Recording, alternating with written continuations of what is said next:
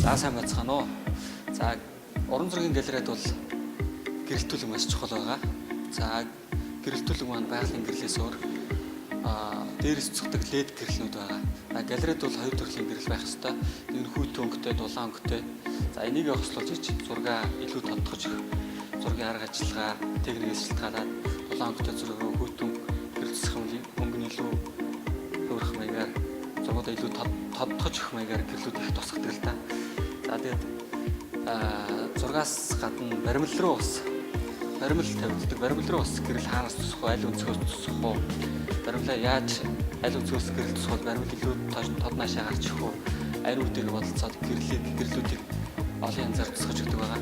Жишээлбэл шилтэл рүү гэхэд шууд их зүйлээс тусгах юм бол зураг ялаагаад харагдахаа болно гэсэн. Энийг хаанаас тусах вэ? Яг дээрээс хаанаас тусах вэ?